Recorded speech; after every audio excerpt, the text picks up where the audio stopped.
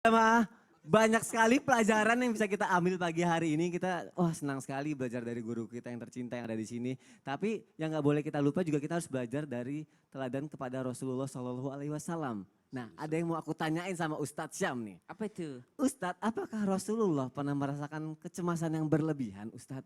Wah, namanya Nabi ya. Ya, kalau memang gini deh. Kalau secara manusiawi mungkin iya. Ya, Secara manusiawi yang sudah disampaikan tadi oleh Habib, bahwasanya kalau manusia takut yang kayak takut harimau, takut ini segala macam, Rasulullah pernah ketika pulang daripada bersemedi atau mengambil wahyu bertemu dengan Jibril alaihissalam, itu kan pernah sampai berlari dan mengatakan zammiluni, zammiluni, selimuti aku gitu. Nah kalau secara manusiawinya kan memang pasti kan seperti tadi Ustadz Syam bilang pernah merasakan ketakutan itu. Nah cara mengatasinya juga kita juga pengen tahu nih Ustadz Syam. Oh, silakan Ustadz Syam. Tabe Habib, tabe Ustadz Maulana dan seluruh jamaah yang dimuliakan Allah Subhanahu wa taala, ya cara mengatasinya dengan percaya kepada Allah Subhanahu wa taala. Ketika pulang dari sana langsung mengatakan kepada istri beliau Sayyidatina Khadijah ya radhiyallahu anha wardaha, zammiluni zammiluni, ya selimuti aku, karena Rasulullah saking takutnya nih ya, basyariahnya kelihatan, artinya manusia biasanya kelihatan. Jadi nabi-nabi itu dikasih lihat sebenarnya Rasulullah itu ditampakkan oleh Allah bagaimana Rasulullah itu basyar atau manusia pada sisi fisiklinya gitu ya. Jadi Rasulullah itu sengaja diperintahkan sama Allah kadangkala makan, dilihat makan sama orang ya kan, berbeda dengan Nabi Isa. Nabi Isa kenapa diangkat jadi Tuhan sama beberapa pengikutnya, karena memang tidak pernah kelihatan makan. Nih orang nggak pernah makan kok sehat, nih orang nggak menikah kok bahagia, jadi gimana nggak dianggap dikultuskan. Ya Rasulullah itu kadang-kadang melihatkan basyariahnya. Ya Rasulullah itu pulang dari mengambil wahyu dan di jalan melihat kok ada yang manggil nama, nggak ada sosoknya. Pas ngelihat ke atas ada sosok yang sangat besar sekali. Jibril alaihissalam menampakkan wujud aslinya. Rasulullah pulang ke rumah dalam keadaan manusia yang takut gitu. Lalu mengatakan zamiluni zamiluni, kedinginan, gemetar, seperti orang yang dikejar sesuatu ya nggak sih ya.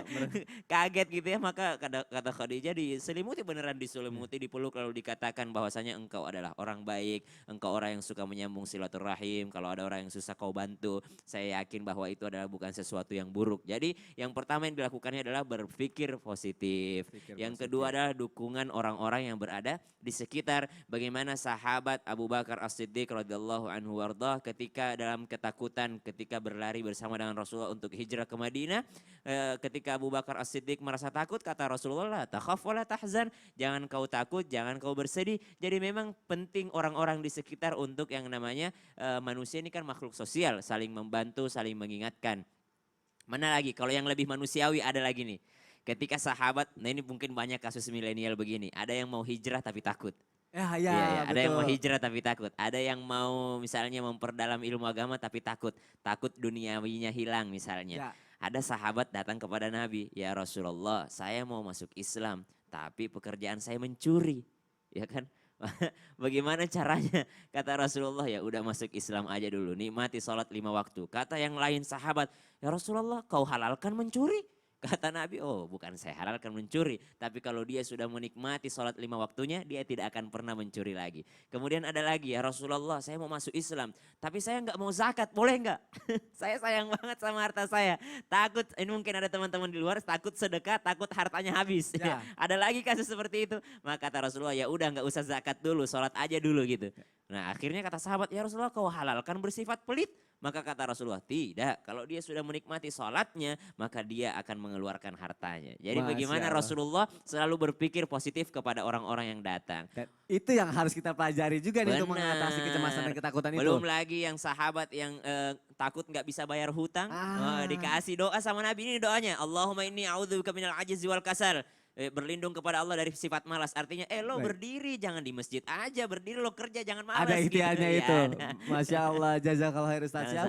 Baik jamaah, kita berpikir positif mulai dari sekarang. Kita curhat juga sama orang-orang baik kepada guru-guru kita kalau kita ada masalah. Dan yang paling penting adalah minta pertolongan kepada Allah Subhanahu wa taala. Izin aku berdiri ya Ustaz Maulana ya, Habib. Nih, penting sekali jamaah yang ada di rumah. Aku mau ngingetin, setelah ini akan ada ensiklopedia Islam yang akan dibawakan oleh Ustaz Syam. Wah, kalau tadi tentang manfaat bermanfaat, buatin. Kalau yang ini tentang apa ya? Penasaran? Jangan kemana-mana. Dan nanti juga kita akan berdoa bersama-sama supaya wabah corona ini bisa segera berakhir dan kehidupan kita jauh lebih baik dari sebelumnya. Tapi sebelum itu akan ada yang lebih penting lagi juga yang harus disaksikan. Petuah Ustadz. Kira-kira apa petuahnya? Jangan kemana-mana. Langsung aja kita lihat. Ini dia Petuah Ustadz. Alhamdulillahirrahmanirrahim. Kita makan konro luar biasa. Saya sudah pesan supaya kalau konronya itu, apalagi kuahnya enak banget ini. Tapi gimana nih, orang Makassar kan jarang makan pakai kerupuk. Saya mau coba makan pakai kerupuk.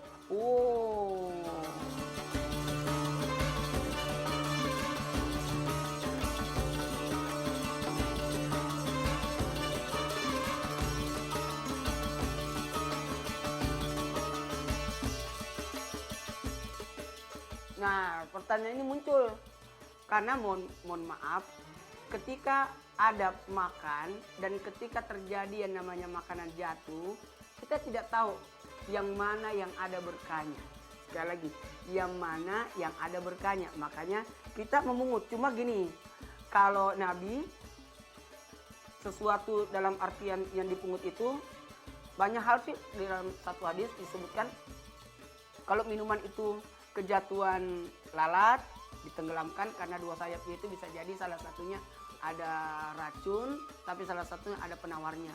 Nah, kalaupun yang jatuh itu bentuknya cair, mungkin tidak bisa. Ya, ini lagi ya.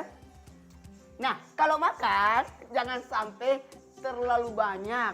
Ini aduh ya Allah, siapa sih yang nuang ini terlalu banyak? Sehingga ya mudah-mudahan untungnya saya, alhamdulillahirrahmanirrahim, banyak anak-anak saya bisa memakan semua sisa-sisa saya. Enak banget.